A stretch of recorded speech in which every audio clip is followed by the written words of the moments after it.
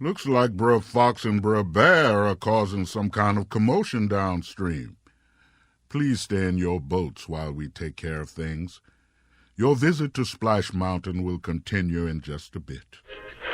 Everybody's a laughing place to go. Take a frown, turn it upside down, and you'll find yours we know. So Brer Rabbit's looking for a little adventure, eh? Well, now, Brer Rabbit, maybe I'll just have to roast ya. Yes, sir, Brer Fox. You go right ahead and roast me. But whatever you do, please don't fling me in that dry patch. You fellas could use a good laugh. Let's go down to my laughing place. WDW Radio, your information station.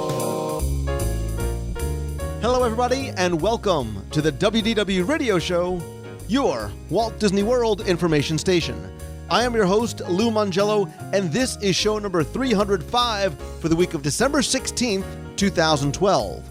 I'm here to help you have the best possible Disney vacation experience and bring you a little bit of Disney magic to wherever you are with this podcast, videos, blog, live broadcasts, special events, my Walt Disney World trivia books, audio tours, and more, and you can find everything over at WDWRadio.com. So this week, we're going to connect the dots a little bit and talk about one of Walt Disney World's most popular attractions, the story that serves as the inspiration for it, and a look at its history, significance, and controversy. Jim Korkis joins me as we discuss Disney's 1946 animated and live-action film, Song of the South, and its connection to Splash Mountain. We'll talk about the attraction and the film, including its connection to Walt, the production, the debate, the future, and Jim's new book, Who's Afraid of Song of the South? It's a fascinating look at the film that many people haven't seen, yet features characters and songs that delight people in the Disney parks so many years after its initial release. I'll then have the answer to our last Walt Disney World trivia question of the week and pose a new challenge for your chance to win a Disney prize package. I'll then have some announcements at the end of the show, including information about the new free WDW Radio app for iPhone, iPad, Androids, and Windows mobile devices. So sit back, relax, and enjoy this week's episode of the WDW Radio Show.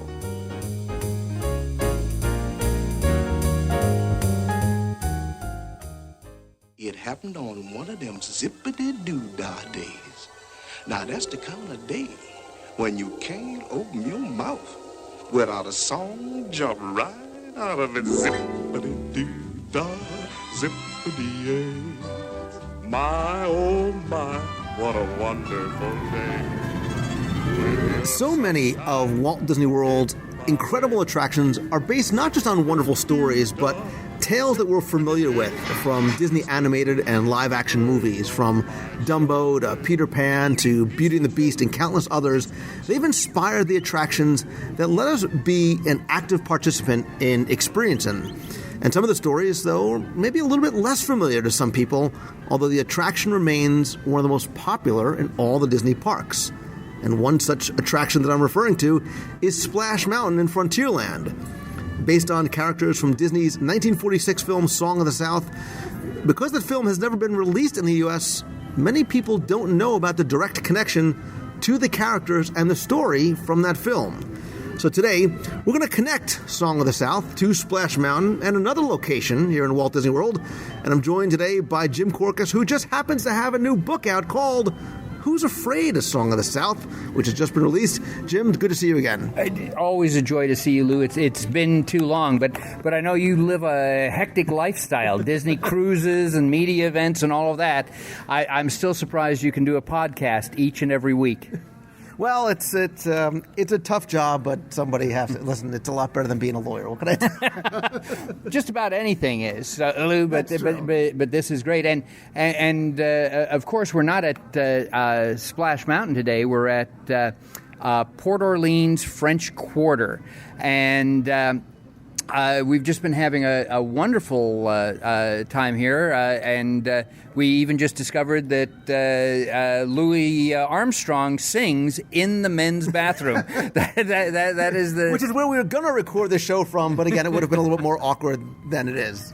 Well, I think for a lot of Disney fans and people who visit Walt Disney World, they really don't fully appreciate that the Disney resorts, they're really not hotels. They really are resorts. They're like mini theme parks with the wonderful theming and all those little elements. And so I'm glad we can talk about the book today, Who's Afraid of the Song of the South, which again took place in the South, and of course the tales also being told in New Orleans. In fact, in the outside square where we are right now, in the mid-'90s, they used to have meet and greets with costumed Brer Bear and Brer Fox, especially over the holiday season. They used to do a big holiday event over here. Yeah, you were saying, and that's really neat. We've talked about some of those different kinds of character experiences, even things that you can find over at the Empress Lily Riverboat and Fort Wilderness and things like that. And I never realized that they had really a nice sort of Christmas outdoor event here as well. Yes, and the only reason I know that is because my brother Mike, who was a Streetmosphere character at Disney MGM Studios in those days. He was the Rawhide Kid, a cowboy with a huge lasso, and people could step into the lasso and all of that. In the Christmas evenings, he'd be over here at Port Orleans dressed up as the jester, in the yellow and green and purple, and would be performing out here in the courtyard at night.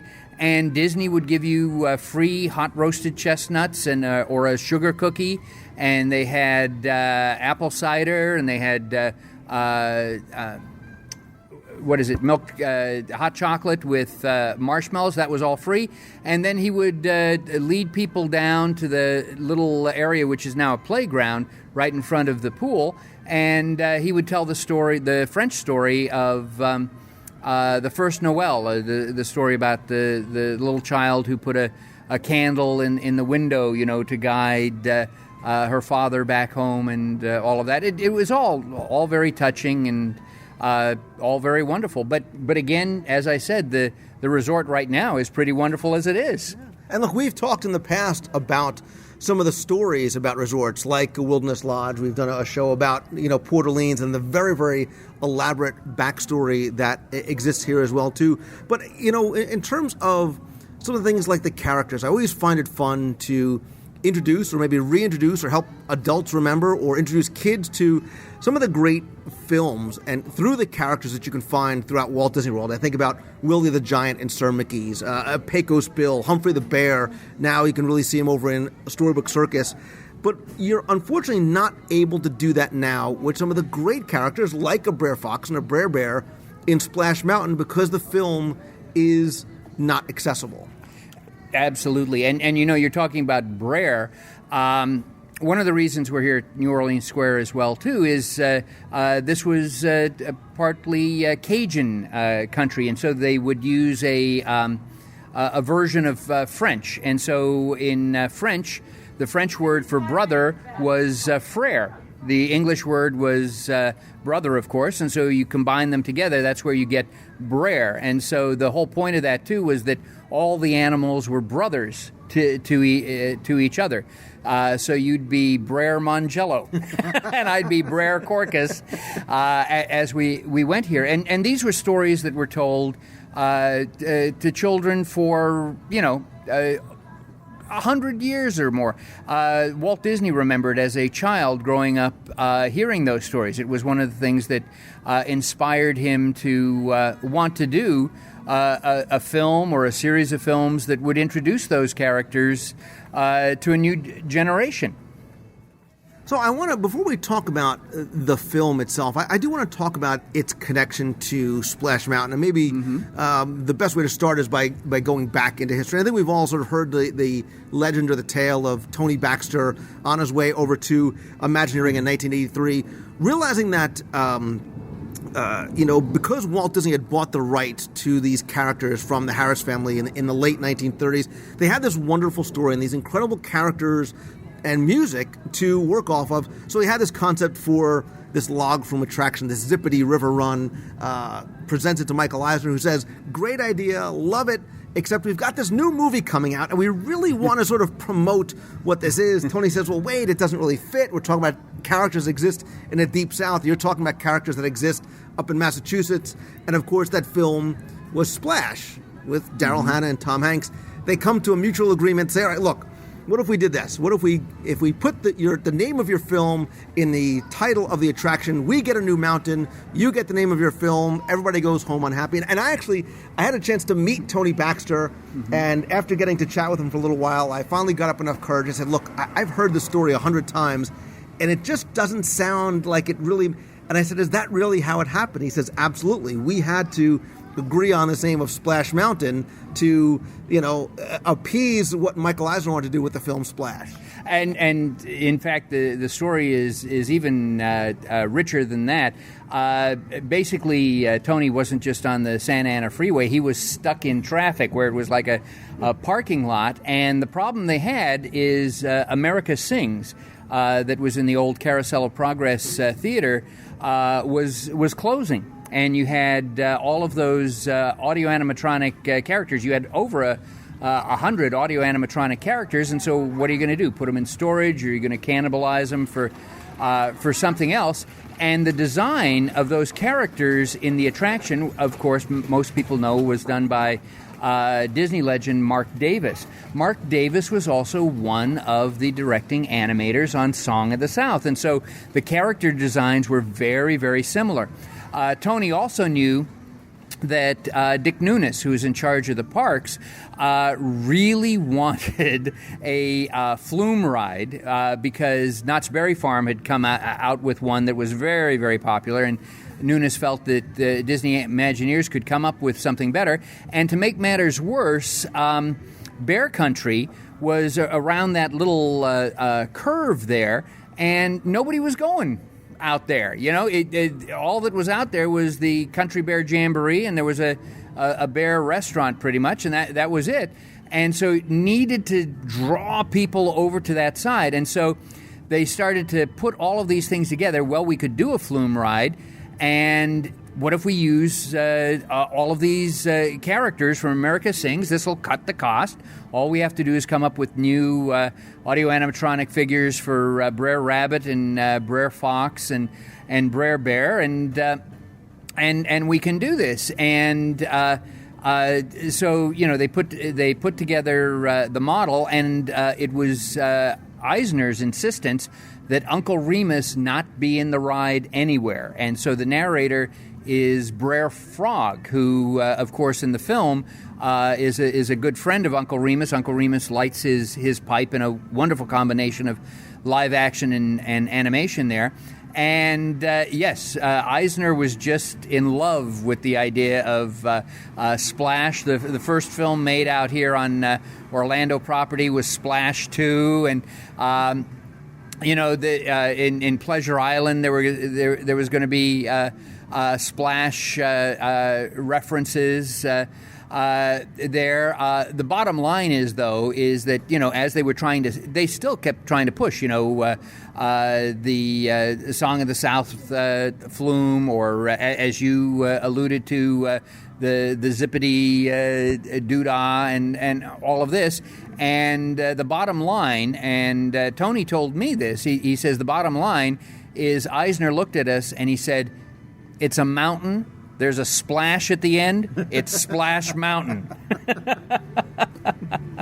Well, he got his log flume. We got his log flume, right? And look, and again, he did get what he wanted, which was a film that extracts 15 or so scenes directly from that film. For those of us who have seen Song of the South, yes, Uncle Remus is noticeably absent because he is such a prominent character in the film. But for those who haven't, what they understand is they have an attraction that fits into Bear Country or Frontierland with the singing and dancing, rabbits and bears and foxes. Right. And again, they designed the ride very cleverly where people can see that final splash, so they know ahead of time whether they want to go on that ride or not. I consider Splash Mountain one of the first Disney schizophrenic rides after Walt's death. And what I mean by schizophrenic is that on Splash Mountain, I will tell you that, most of you know that I have young nieces and nephews, and that I did have older parents who passed away a few years ago. And they would have loved the first part of the ride and floating around on the water and seeing these audio animatronics.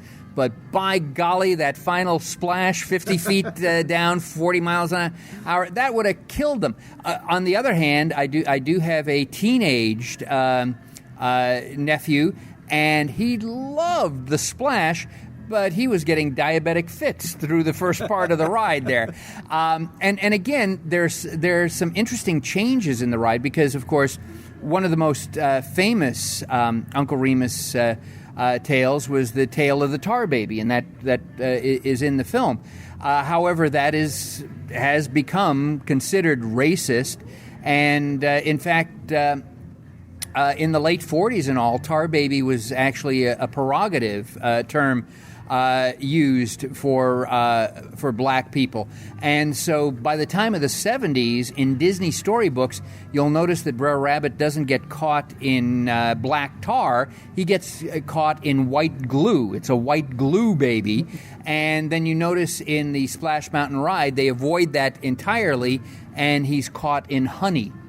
So there are some nice references, but, as you mentioned before, the last theatrical United States re-release of Song of the South was in 1986, so a lot of people haven't seen the film. They have no idea that those characters in there and all relate to anything, let alone a Disney film. And when it was released, it was re-released a number of times. Well, when it was re-released for the 40th anniversary, it was released as Walt Disney's classic. That's what the poster said. And I think that's what people need to understand, too, is that this is actually a film, and by correlation, the attraction has a connection to Walt Disney, because he had said that there was something very appealing, something very satisfying about the tales of animals that behave like humans and the character who narrates them. And he said he was familiar personally with the Uncle Remus stories that sort of went beyond this since he was a kid. And he said, from the time I began making animated features, I've had them definitely in my production plans. But until now, the medium wasn't ready to give them an adequate film equivalent in scope and fidelity, and in their timeless and living appeal, their magnificent pictorial quality, their rich and tolerant humor, their homely philosophy and cheerfulness, which made the Remus Legends the top choice for our first production with flesh and blood players. Okay, and I'm telling you right now, fire Tom Hanks from Saving Mr. Banks. You heard Lou Mangello do his impression of Walt Disney. He's got to grow the mustache, but other than that, he's in like Flint. No, you're absolutely true. But there were some other reasons behind the making of Song of the South. First off, in the war, Walt saw that he really needed to diversify into live action because with animation, it's so labor intensive. It takes so long. You have so many people involved. But what happened is RKO was distributing the Disney films, and so the stipulation in the contract was that Walt would produce animated films, although there was sort of a little codicil in there that you could combine live action and animation. And so that's where you get in the Three Caballeros and Saludos Amigos. And so Walt was looking at Song of the South to expand. He always considered Song of the South his first live action film. And he was looking to expand into live action, but he had to have animation in there. And the animation in Song of the South only covers a third of the film. To meet the requirements of the RKO contract. So he was looking to diversify, looking to get into live action, and this was perfect. And, I always say this too, Walt never liked to repeat himself, never wanted to do sequels. There's paperwork in the archives that shows that Walt was hoping Song of the South was going to be a huge success, and he would use that as a template for at least 2 sequels, using the same actor, Jimmy Basquette, as Uncle Remus, in live action and then doing more animated segments, and that would be, as they say in Disney terminology today, cost effective. Right, because there are obviously many stories, that they could have Selected. drawn from in making the film. And I think, like you said, it's classic because you did have some of those legendary Disney artists and animators, Claude Coates. I'm doing my Walt Disney. Walt had a tough time with that name too. Mary Blair, Milt Kahl, Eric Larson, Ollie Johnson, Les Clark, Mark Davis, and John Lounsbury. So there was a lot to it in terms of artistic. Certainly the music, and it won 2 Academy Awards for Zippity Doodah's Best Song, and it was nominated for Best Scoring of Emotional Picture. And James Baskett actually won an honorary Oscar as well.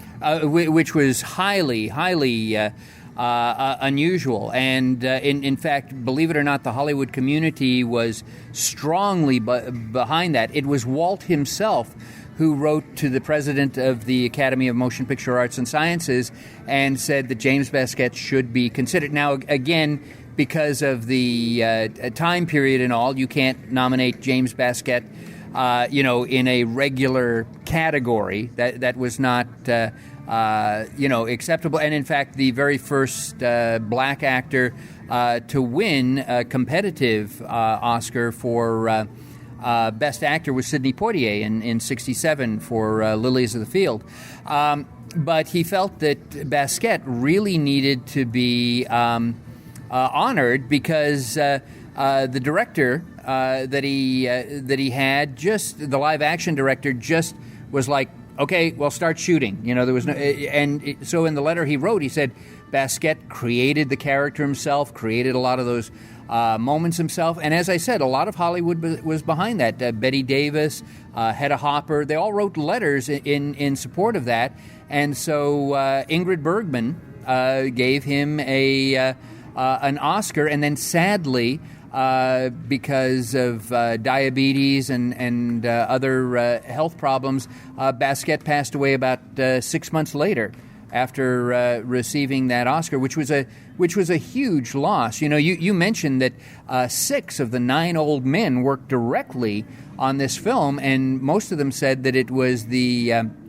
happiest experience of their life working on animation because they could just really break loose. Walt was always constantly trying to go towards more realism in animation, like Bambi and that. In this, they could go wild, and because there was just a short section of animation, they could devote all of their attention to that animation rather than spreading it out over 90 minutes.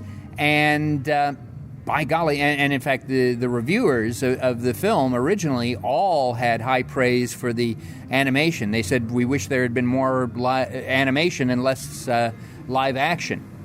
And so maybe what we should do, Jim, is because I think so many people have not certainly seen the film and may actually be unfamiliar with the story, let's just sort of summarize the story a little bit, and then let's talk about what this film's significance was, because I think there were a lot of important things beyond the sort of mix of live and animation that it represents.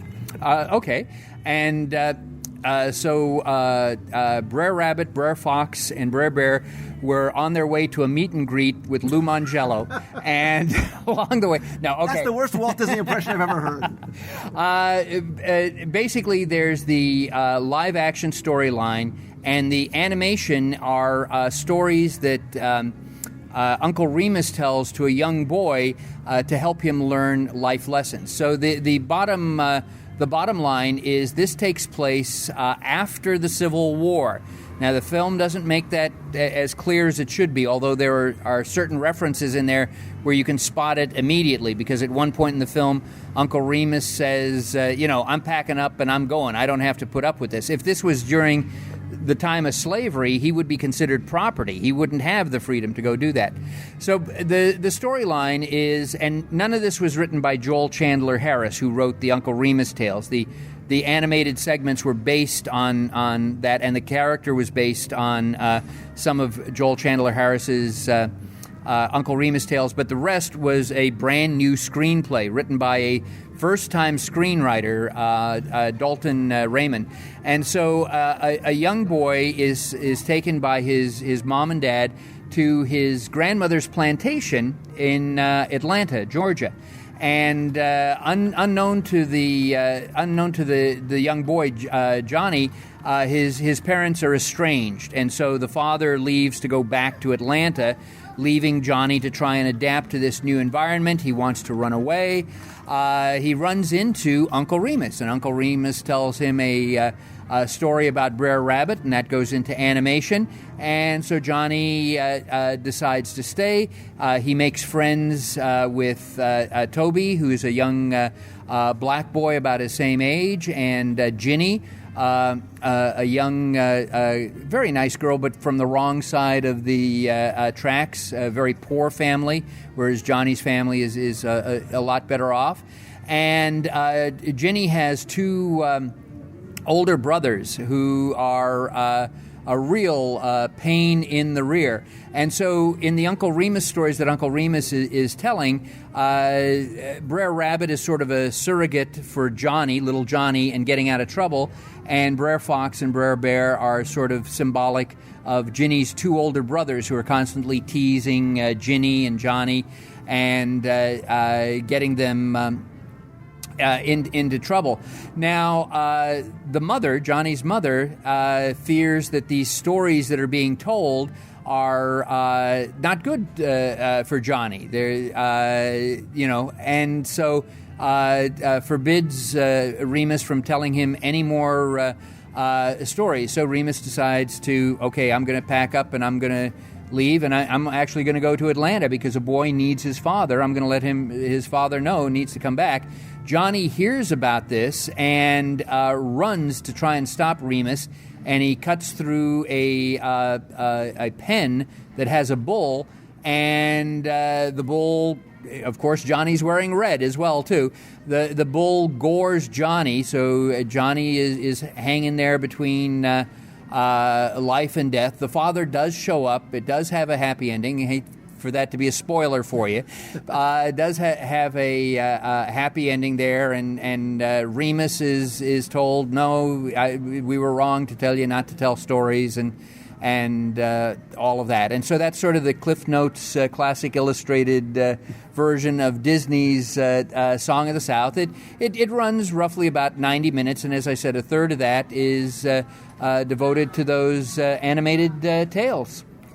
And look, I think it's significant not just because it's a great story and there's life lessons and there's great music and there's great animation, but I think this is really, I said it's significant because it seems to be the first live-action film that really deals with some heavy kind of real-life drama, right? We've seen the animated films where a character or an animal loses a parent, but this is one where, a kid is dealing with divorce and difficult things like that. And it's really addressed in a different kind of way for Disney. It is. But it's still on that same level of fantasy, which, again, an awful lot of audiences didn't grasp. Walt was not trying to make a historical documentary of what life was like in the Old South, after the Civil War. He was making a film that was just as much a fantasy as Cinderella, whatever, and you can see that because Mary Blair was doing a lot of the background designs, and that same color influenced the live action. But yes, as you said, there's very dramatic moments because Walt was looking at this as his first live action film, and he wanted to be competitive with other fully live-action films that were out there. And so the cameraman for this was Greg Tolan, who was the very famous cameraman for Citizen Kane. And this was the very first time he worked in color, to get this done. And Walt, and as you said, everything is not all peaches and cream, even though it's a fantasy type environment. There's some very heavy duty issues. Your parents are breaking up, being a young kid and trying to be accepted in a new environment, learning that there's different social classes and not understanding how that all works out. And again, this was a highly innovative film for the time because, again, Johnny's best friend is this little black boy. And the little black boy is not his servant, is not subservient to that. The black characters are all sympathetic and clever and warm and friendly. You know, most of the white characters are sometimes dysfunctional or in the case of the mother, she's really just not listening to her son. You know, I'm expecting it done this way, and she's not being sensitive to what he's going through. And this was unique because when this film was released, it was released November 1946, and 1947 is where it had the wide release. You know, usually you had movie theaters that were only for white patrons and only for African American patrons. And if you had a film, there were sometimes films that were made just for black theaters, where you'd have black cowboys and black detectives, all of this. Or if you had a typical Hollywood film like a musical, you would have someone like Lena Horne in a separate segment so it could be cut out, so it could be shown in the South. Song of the South is one of the first films that is showing this sort of racial equality that was not censored. You know, and in terms of racism, you had films that were much more racist, including Shirley Temple films like Little Rebel and Little Colonel, where she's dancing with Bill Bojangles Robinson. One of those films actually takes place during the Civil War, and yes, they're all happy to be working on that plantation and happy to be working for Little Miss Shirley Temple there. That's even more of a fantasy than Song of the South. And Gone with the Wind, of course, is even more extreme. But I think, and we talked about this a little earlier while we were sitting around and walking around the resort here, is that Disney is a very prominent target. And so people picked on this. Well, I think to that point, too, you know, Michael Eisner specifically did not want Uncle Remus in the attraction, but he really is the most endearing character in the film. And when I watched it and when I watch it again, I look at things like, when we talk about the use of race and race in the film, and you talk about how, you know, this racial prejudice doesn't affect Johnny. It just did not something. His best friends are Uncle Remus and Toby, right? And how Uncle Remus even and Miss Dacia, how they get along. They sort of have this common concern for the children, sort of forgetting about any sort of racial inequalities or what had taken place prior, and the two elders kind of coming together, looking after their concerns for the family. And you know, I had I was on a panel discussion with two Black history I can't talk today, too. See, Walt, it's not that... It's catching. I guess it's the area here. Two Black history instructors from UCF, University of Central Florida, you know, and they were going on, and look, when Remus is talking to the grandmother, you know, his eyes go down, you know, and that's that slave master mentality. And I said, no, he's just being deferential to her because she's a woman, she's trying to run that plantation by herself, you know, and so you can't start to read in all of these elements that weren't, you can't look at this film with the eyes of 2013. You've got to look at this through the eyes of 1947, in which case it really was the least offensive of any of the Hollywood films that were coming out, and as we've been talking about back and forth, actually presented a very positive attitude of, yes, a little white boy and a little black boy can play together as peers, you know. And again, Uncle Remus, when I saw it as a kid, you know, it didn't even register to me, oh, well, Uncle Remus is black and maybe he's a slave and all that. I just thought, what a nice guy and what a great storyteller. You could see why Johnny takes to him because he's so warm and he's so grandfatherly. I mean, look, I even saw it as at the end of the film, you know, not only does Johnny come out of it, but even Sally kind of gets past her prejudice a little bit to save her son, and that's sort of the other ultimate resolution is she's gotten past her prejudice towards Uncle Remus. Well, what is amazing, and there's so many things about the film that people miss, is at the very end of the film when Johnny runs into Uncle Remus, and Uncle Remus says, "Oh, and where are you going?" He says, "Well, we're following Brer Rabbit," and then suddenly the animated Brer Rabbit is there, and Johnny and the rest are following. Take a look at Uncle Remus's face, and he is just blown away. It's almost like, they really are real? What is this? And it's that magic of storytelling of going on. And yes, the father and the mother get back together and realize that the most important thing, is the child, and they can reconcile these differences. Sally realizes that, she can't raise Johnny in this strict format, that it's a new world, it's a different world, and her son is so important and he's a good kid too, to let him grow up. A lot of positive things, and you go away feeling positive. You mentioned zippity doodah. A lot of people don't realize that phrase, that word, does not exist in the Joel Chandler Harris stories.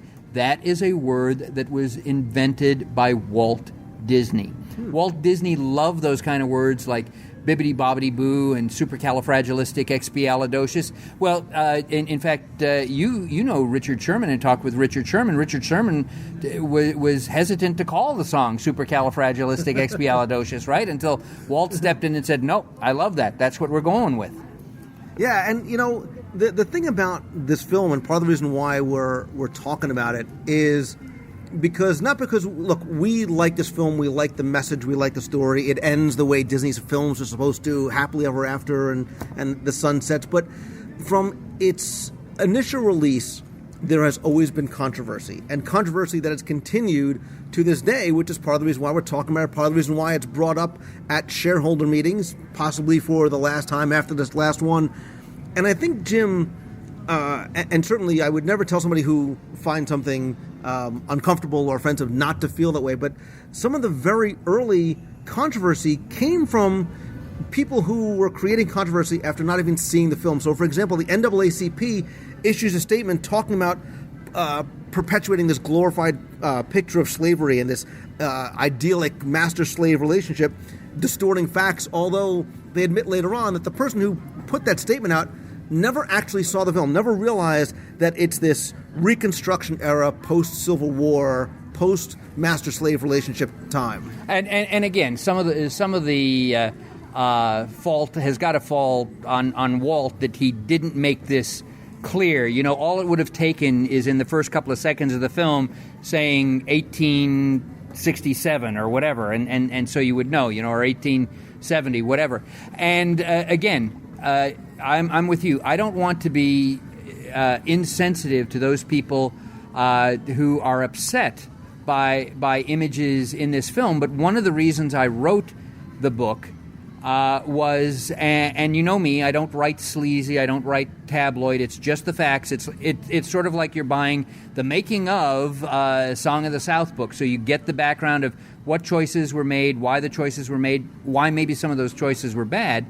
But what happened at that time period is, you have to realize, is that black folks were being lynched in the South. In fact, they were trying to push through an anti-lynching law of all things, and Truman was dragging his feet about supporting such a thing. To me, this is just horrendous. This is just outrageous. And there were so many films that were out there that you did have black actors, and the only way you were seeing them were in subservient roles or in comic roles where they were supposed to be flustered or lazy or illiterate or all of these negative things, and there were no other images balancing that out. Today we have plenty of positive images, whether it's Bill Cosby and the Huxtable family, or Barack Obama as president, or whatever. We have tons of other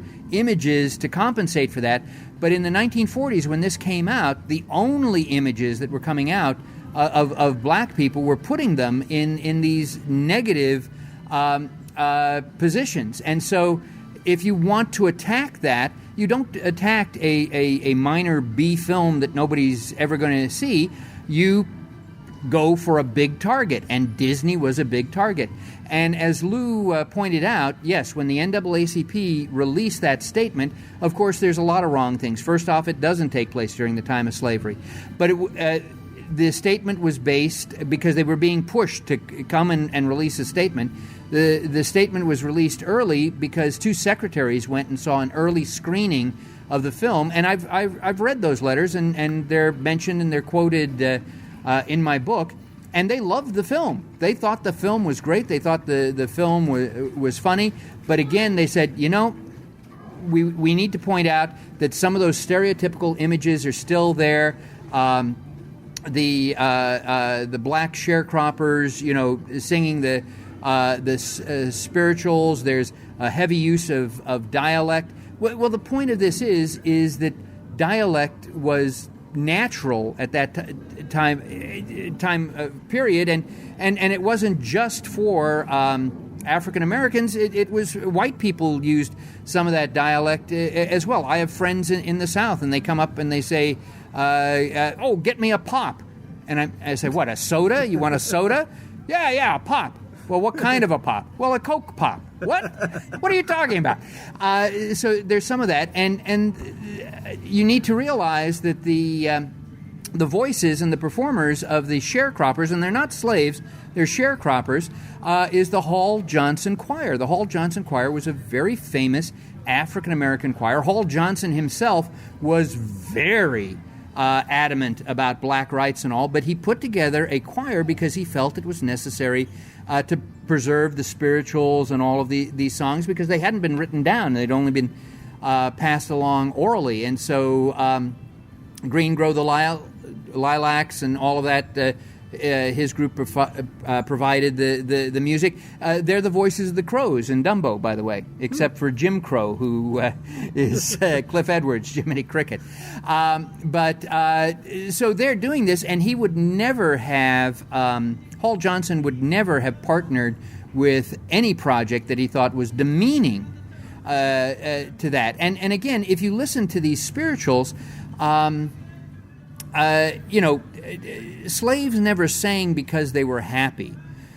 Slaves sang to try and lift their spirits. And so in the film, they're singing on their way to work, and they're singing on their way back to work, to try and do that. And then the third time that they sing, it's because they're concerned that Johnny is up there and Johnny may die. And I think all of that is legitimate, and not promoting, all these happy folk. That's not the intent in the film. That's not the purpose in the film. That's not the way it's used. But again, you take a look at how it's used in other films, and so you go, yes. And even today, there are people who condemn the film who have not seen it. A very famous African-American film director, Spike Lee, I was told this, condemns the film, doesn't want it to be released, has never seen it. And by the way, for those of you who are, I don't know if should buy Jim's book because I don't know if that's an iffy type thing. That's one of the reasons the foreword is written by Disney legend Floyd Norman. Floyd Norman was Disney's first black animator and storyman. He was hired by Walt himself. He knew Walt. He said, I don't know about all of these people who are calling Walt racist. He says, I worked with Walt. When I was a storyman, I was pulled up into the story meetings, and there was Walt, and I could see him in action. And he never treated me any better than anybody else or any worse than anybody else. He says he treated us all the same. He treated us all like we were jerks. He said, and we didn't know anything. And come on, let's get on the ball and get this done. But Floyd loves the film, and in the foreword, he writes a nice lengthy foreword. At one point, Floyd was working for Disney Publications. And over the Christmas season, which we're in now, Disney used to release a Christmas comic strip that would start appearing in November, and it would appear daily in a newspaper, and then it would end up on December 25th, and Santa Claus would have come and helped the Dalmatians save the day or whatever. And so Floyd decided that since he loved the film so much, he was going to write a comic strip about Johnny and Ginny going to Uncle Remus and asking about, it's so warm we might not get snow. There was even global warming in those days. We might not get snow. Will Santa Claus ever find us? And so Uncle Remus starts to tell a story about how Brer Rabbit felt the same way and how it did get resolved and how Santa showed up and all of that. And he said, sent it in. It got penciled, the whole bit. Editors of newspapers sent these, terrible, terrible letters about how dare Disney do this and how insensitive Disney is. And Floyd says, I would have liked to have seen the look on their faces when they pointed out that the guy who wrote this was black. And he says, but it did run and there were no complaints in any of the newspapers whatsoever. So sometimes people are reacting ahead of time rather than from what is actually there. I do feel there's a strong need to be able to put the film in context, especially for younger audiences, because Lou and I were talking a little earlier today about we've got an entire generation who really doesn't know Walt Disney, really doesn't remember things like rotary phones or things like that, or a time where the TV was black and white and you only got 3 channels. So a lot of this stuff, a lot of history has been forgotten. Anything beyond 10 years, a lot of young people don't know. So it needs to be put into context, and I think is a wonderful springboard for conversations between parents and children and between other people. I agree. And, Roger Ebert, who is the noted film critic, who has always been a proponent of everything should be out there for people to see and judge. This is actually one of the few films, he says, that he thinks that because it's a Disney film, because it becomes the consciousness of American children, should not. Students should see it, but kids should not, because they take films more literally than do adults. And to that point, Jim, I agree with that, but I've shown this film to my kids. I have it in digital format. My kids have watched it multiple times, and when they see it, they don't see it in terms of race. They see, Johnny and his friend without there being a distinction of color. That's how my kids are being raised. So they're not looking at it in terms of, well, Dad, where did this really fit into the whole context of slavery? It's these two people are getting along, different colors, different backgrounds, everything else like that. So I agree that it should be shown as long as that's the message that you are explaining to those who might need help sort of interpreting that. And actually, to enlarge in that, it has been shown frequently in the last few years without that context, and no race riots have been generated.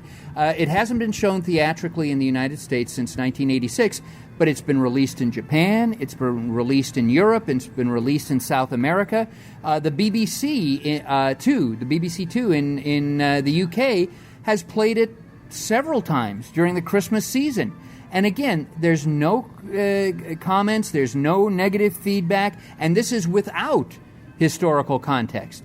I know that, and again, I don't blame the Disney company. I didn't write this book to annoy or embarrass the Disney company. I wrote this book so that the information about the film could get out there, so that when people do have conversations about the film, they have a better understanding about what they're seeing and why it's there, and who worked on that, and how that led to other things. But I don't blame the Disney company for not releasing it, because the Disney company is a very prominent target, and there will be people who will react to it, never seeing the film, but just, oh my gosh, this is demeaning, and the knee-jerk reaction, and all of that. And so, I was disappointed that Bob Iger even took off the table a limited release. I hope that, just like the Disney Treasures, if there was a limited release and it was obviously marketed just to adults, would that work? But the last time Iger was asked, he even pulled that off the table, because again, there's nothing to be gained from the Disney company releasing this. The Disney company still makes a ton of merchandise money from these characters. Not Uncle Remus, but Brer Rabbit and Brer Bear and Brer Fox. and also off of Splash Mountain. But I will say that it breaks my heart a little bit because I know this personally, that there are people who ride that attraction and have no idea that it's connected to a Disney film whatsoever, or why that film was made. And again, most of the animators who worked on this said that this is some of the favorite animation they have ever done. And this Roy E. Disney, I was talking with him, and he was trying to promote, well, can we just package and release the animation? And now you're getting into the dialect and all that. And again, the people who did the voices were, again, black performers. James Baskett not only did Uncle Remus, he did the Fox. He did Brer Fox. And in fact, everyone I talked to, Frank Thomas, Ollie Johnson, said, my gosh, he was one of our favorite voice artists ever, because he could talk so fast, but he could go up high, he could go low, he could put so much into this, and he could get out 2 words a second, which is faster than we could animate it. Brer Rabbit was done by Johnny Lee, who is a black singer. And in fact, an interesting thing is during the Laughing Place scene, Johnny Lee wasn't available to record Brer Rabbit's voice because he was overseas on a USO tour.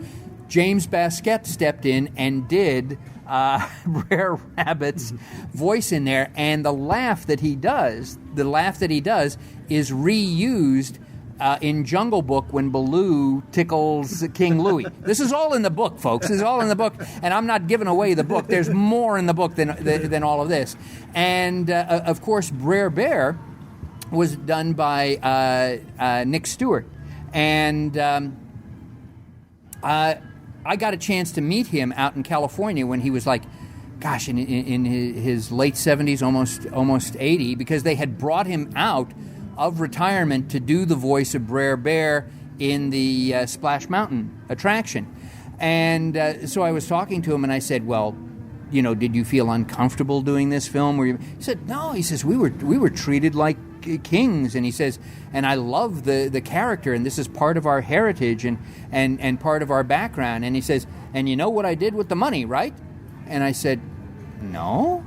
What he did with the money from working on Amos and Andy and also working on Song of the South, he took that money and he created a very prestigious all-black theater company in Los Angeles, because that was his dream, was to create a theater company where blacks could perform as more than just butlers and maids and all of that. So all of the money he made from this went right into that theater. Very, very nice man, funny man, and no resentment even in retrospect. He says, I wish they'd release that film more. He says, I love that film. Well, my disappointment in the lack of the release of the film is because people are not able to enjoy and appreciate, you can even break it down, the individual elements, right? Whether it's the music, the animation, the actor's performance, which obviously was worthy of an Oscar at a time when he normally would not have gotten it.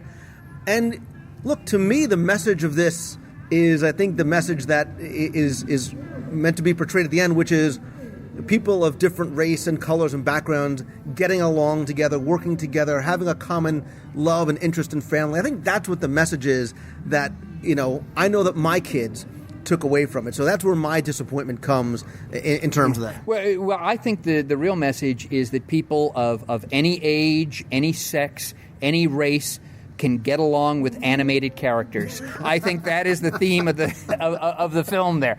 Do not be afraid of animated characters, no matter what you saw in Who Framed Roger Rabbit. Well, I'm not bad. I'm just drawn that way. So my question for those people who are listening is this. Actually, I have 2 questions. Is one, have you seen Song of the South? But number 2, do you think it should be released again? Should this be put out for home release, limited release, theatrical release, whatever it may be? Should there be any restrictions? And the other question... Or should it be put in context? Do you put a title card in the front saying this film takes place in such and such a year, it's in the Reconstruction era? Or even have a prominent black performer or spokesman, do one of those little short introductions, a couple of minutes before that. And then the other question that needs to be asked is, have you bought my book, Who's Afraid of the Song of the That South? was question and why not? And because it just came out. Song of the South literally just came out. Yeah. And the thing that's great, look, Jim, you go not through just the history, and again, this is the way you do it is not you taking sources that you online. It's you literally going and speaking to people who worked on the film. Right? Yeah. So you talk about the troubles with making the film, the problems with the screenplay, the actors, the animation, Walt Disney's personal contributions, and lots more. And then also you put the film in context today, and a lot about what we were speaking about too. But there's a bonus because the book is called Who's Afraid of the Song of the South, but there's more additional stories about there from things that from other stories that maybe you hadn't heard before about, some Walt becoming a Republican. Why did Walt become a Republican since he was apolitical? Well, I will tell you this. When I announced to people that I was going to be doing a book on Song of the South, just the topic alone was controversial. Even though I tried to say, look, you know me. I'm not going to be, a TMZ reporter or a National Enquirer reporter, whatever. I just want the facts out there of the people doing that. Oh no. So what I did to fill out the book was I have a lot of other stories where just the topic alone is going to be controversial. So, for instance, I talk about a character called Sunflower. A character called Sunflower, who was the little black centauret in Fantasia, who was edited out. And so I talk about how that character developed and what scene she was in and who animated those scenes. But at the end of that chapter, I point out that cutting Sunflower out of the film was made in 1956 by Walt Disney himself. All of those who claim that he's racist, he's the one who said, well, I think this may be insensitive. We're going to eliminate this. We talk about why Walt became a Republican, a conservative Republican later in life, where in the early part of his life, he was apolitical. But on his deathbed, he turns to his daughter Diane and says, I always considered myself a true liberal for this. We talk about... There's UFOs. Any book that has UFOs in it, we talk about Ward Kimball because we talk about the trilogy of the three space shows for the Disneyland TV show. There was actually supposed to be a fourth show about UFOs, and Walt supported this, and how it almost got made until the U.S. military stepped in and just put a stop to this. We have stories about the making of John Carter, all of the original versions before the one that came out that Disney was going to do. Walt's attempt to make a Wizard of Oz movie. We even have a chapter about Jessica Rabbit and how the character was created, how the character developed, how the character changed, and then how Disney just had their hands full with this character and tried to eliminate her cleavage and the slit up her dress and all of this because they had never had to deal with such a blatantly sexy character before. So there's 17 of those stories.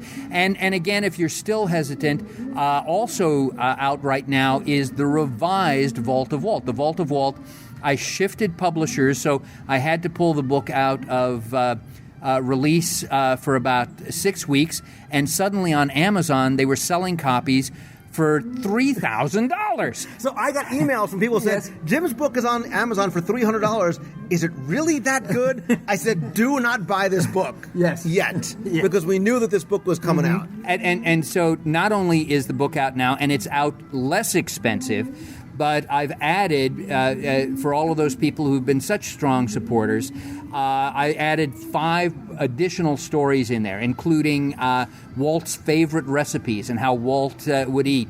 And also a chapter called The Man Who Shot Walt Disney, which actually refers to a photographer, Rene Bardot, who shot the famous photo of Walt walking through the castle, and also the last photo of Walt, waving with Mickey. So remember that I'm an orphan. Remember that it's the holiday season, and Lou, thank you so much for letting me share some of these stories and clear up some misconceptions. And by the way, in the book, there's all sorts of little fun facts that nobody has ever brought out about Who's Afraid of the Song of the South. For instance, we all know Clarence Nash, the voice of Donald Duck, right?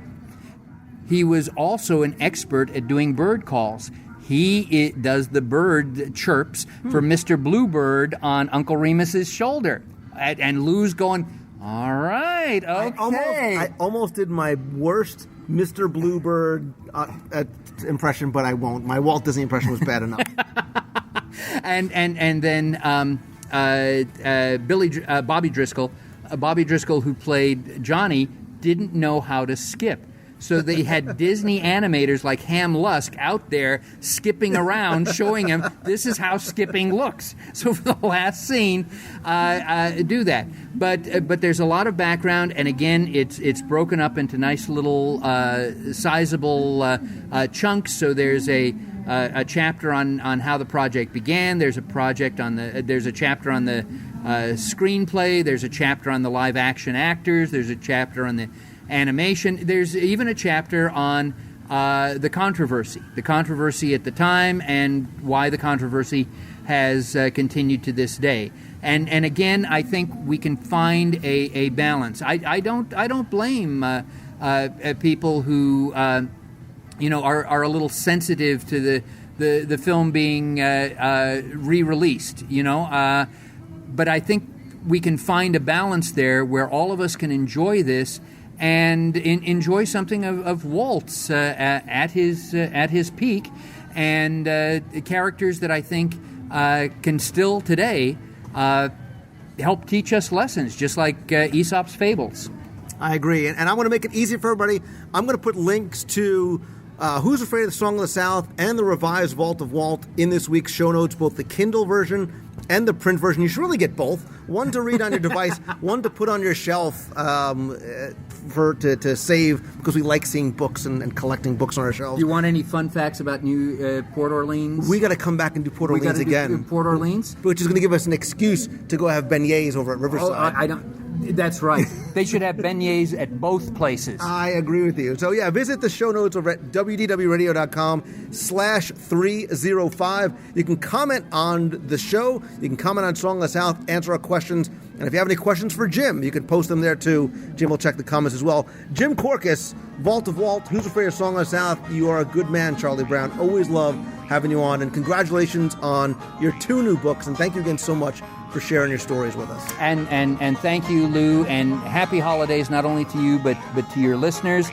They're the most wonderful listeners in the world. I told Lou before we started taping today, a lot of people are described as Disney historians. I consider Lou a Disney historian, but I think Lou is the only Disney historian that can be described as the beloved Disney historian. He is so loved by all of you, and I see that when I go to events as well. And I am here to tell you that what you hear on these podcasts is exactly how he is in real life. He is a wonderful friend. He has been inspirational and supportive of me. And so his name is in the back in the acknowledgments of both of my books. So when you get the books, make sure you take them to a Lou meet and greet and have Lou give you an autograph there. Thank you again, Lou. Happy holidays. Jim, thanks to you as well, too. I'm not the... I'm really more of the huggable Disney historian. And I'm much taller in person. Are you the Duffy Disney historian? Okay. Fun is what we think. Boy, are we in luck. We're visiting our happy place. Everybody's a happy place to go home. We found one that's filled with fun, and you'll find yours we know home. Everybody's a happy place to go home.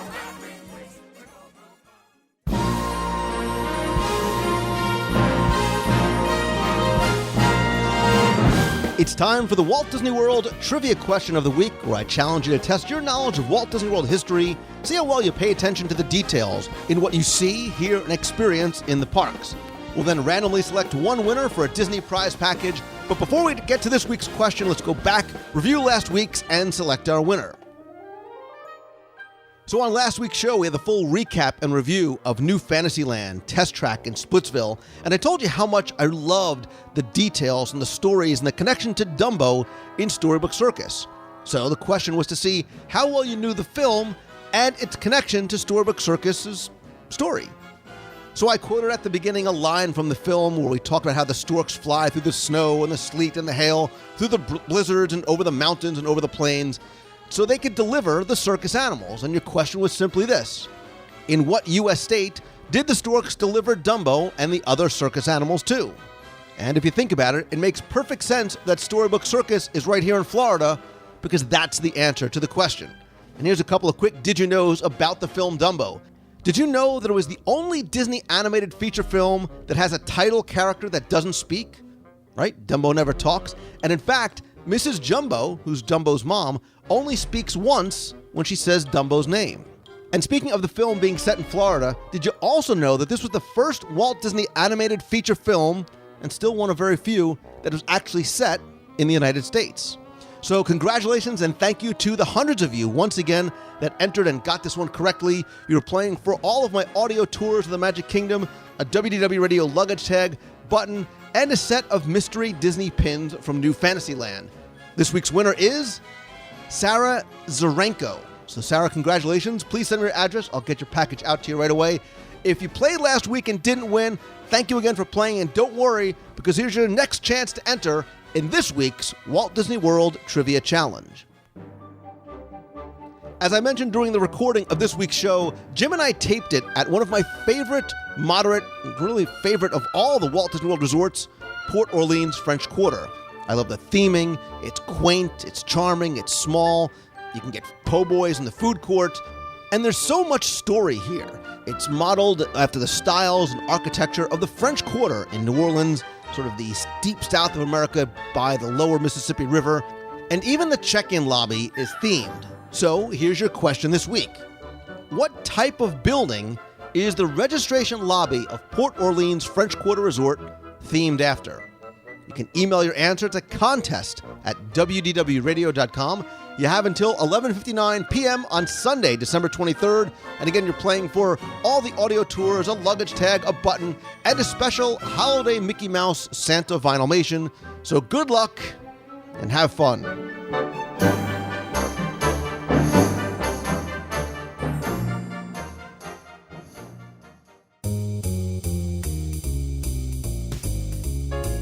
That's going to do it for this week's show. Thanks again for taking the time and tuning in this and every week.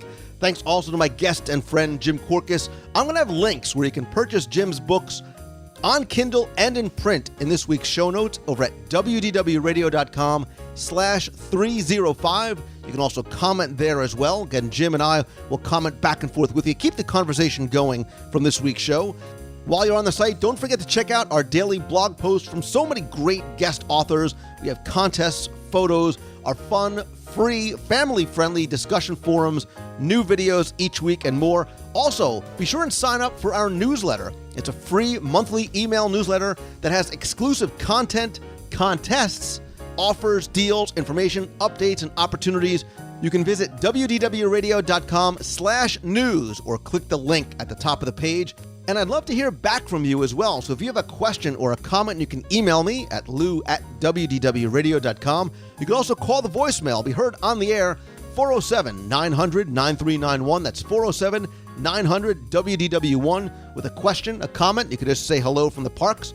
But as much as I love connecting with you guys on things like Twitter, I'm at Lou Mangello, and the Facebook page, you can come like us over at facebook.com/WDW Radio.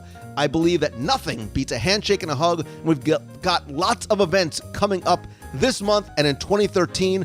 Our next meet of the month in Walt Disney World is Saturday, December 22nd at 1 o'clock at the Tomorrowland Terrace in the Magic Kingdom. Sort of come celebrate the holidays with us before the end of the year. Anyone and everyone is invited.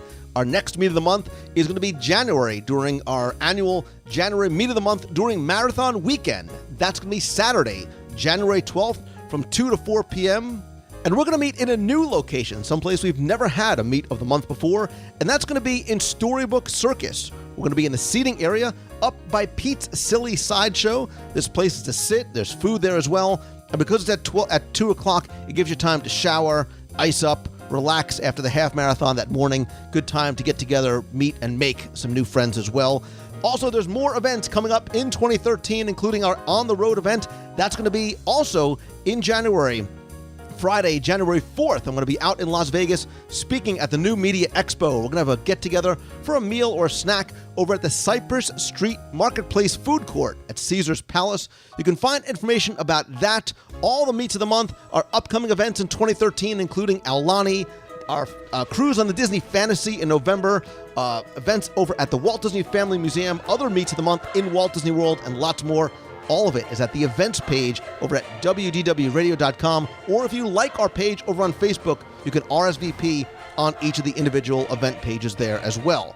Quick thanks to my partners and sponsors, Mouse Fan Travel. They'll help you get wherever you're going. If you're coming out to Walt Disney World or Disneyland, Adventures by Disney, Aulani, the Disney Cruise, they're my recommended travel provider. It's who I've used for years, not just because of the discounts, but really because of the service that they give you, all at no additional cost to you. They're over at mousefantravel.com. When you're coming down to Walt Disney World, maybe you want something a little bit larger. Maybe you want up to an 8-bedroom home for the entire family. Bring all your friends down for their own master bedrooms, game rooms, kitchen, pools, and spas. You can check them out over at allstarvacationhomes.com.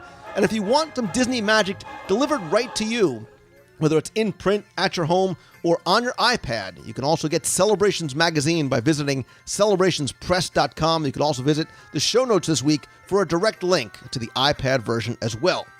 As always, my friends, and you are my friends, whether we have met yet or not, all I ask is that if you like the show, please help spread the word. Let others know about it. Tweet out that you're listening. Share links on Facebook, Pinterest, Google+, your favorite Disney discussion forums. And please come by, rate and review the show and the app over in iTunes as well. And finally, in the wake of so many tragic, sad times recently, close to home and others elsewhere around the world, I hope that you can turn to our shared love of Disney for a small, bright spot of hope and happiness, which is why I like talking about the things that simply make us happy about a place and this belief that we have in simple family fun that I think we all share. So my sincere thanks to you for letting me have a bright spot by being able to share my passion for Disney with you in this and so many different ways. And I hope that you start turning your own dreams into action, because action leads to results, and results will lead to you living the life that you dream about. Get out there, be amazing, love others, be kind, have fun, and until next week, see ya. Hey Lou, this is Nicholas from Milwaukee, Wisconsin, otherwise known as Mickey Mouse 100 in the Box, and I just got back from Disney World. I went for 10 days, the 27th of November to the 7th of December, and I was there for the 6th of December opening of the new Fantasyland and Test Track. And I went on the Little Mermaid ride, and I think that that's more for smaller kids, but I think that anybody that likes the Little Mermaid ride of all ages could go on it at least once. And the new Test Track, well, I really love the futuristic feeling of it all. And I just want to wish you good luck on everything that you're going to do in the future, and you've done an amazing job in everything that you've done so far. And I've been getting your Celebration magazines since 2009, for 3 years. They're really good, too. And the audio guides I love also. Thank you for taking this voicemail. Goodbye. You've got a friend in me.